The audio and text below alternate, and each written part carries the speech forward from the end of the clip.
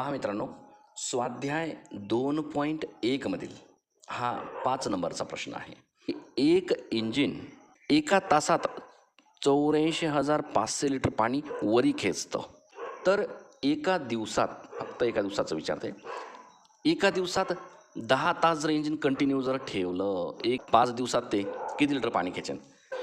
एक इंजिन पहा, एका तासात पाणी किती खेचतं?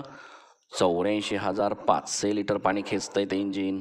त्यांनी की एक दिवस किंवा एका दिवसात किंवा प्रत्येक दिवशी जर विचार केला तर त्या एका दिवसाला तो फक्त 10 तास चालवायचा आहे. किती तास चालवायचं आहे? 10 तास चालवायचं आहे. एका दिवसात तो फक्त 10 तास चालवलं जातं, परंतु एका तासात 84,500 लिटर पाणी खेचतं आणि फक्त 10 तास असं चालवलं जातं. तर 5 दिवसात किती पाणी खेचेन? माहिती नाही, ते काढायचं आहे आपल्याला. बघा, मग एक विचार करा, एका तासाला 84,500 लिटर पाणी खेचतं, तर दिवसभरात किती तास मोटर चालवायची आपल्याला? 10 तास. म्हणजेच 84,500 लिटर एवढं पाणी हे एका तासात खेचतं, तर 10 तासामध्ये किती खेचेन? तर 10ने याला गुणायचं आहे मित्रांनो. हाचा एक शून्य टाका, म्हणजे ह्या गुणाकाराचं उत्तर एवढं आलं तुमचं. अर्थातच 10 तासात 8,45,000 लिटर पाणी तो खेचल्या जाईल त्या मशीनद्वारे.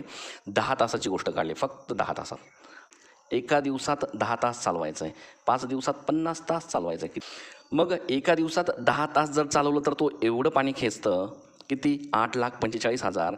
तर 10 तासात 8,45,000, तर 5 दिवसात 50 तास चालवण्यासाठी किंवा चालवलं असता तो किती पाणी खेचेन? पहा, मग 10 तासात 8,45,000 लिटर पाणी खेचतं ती मशीन. तर आपल्याला काढायचं आहे, म्हणजे 50 तासात तो किती पाणी खेचेन? पहा, तिरपा गुणाकार करून बघा बरं. करूया आपण इथे.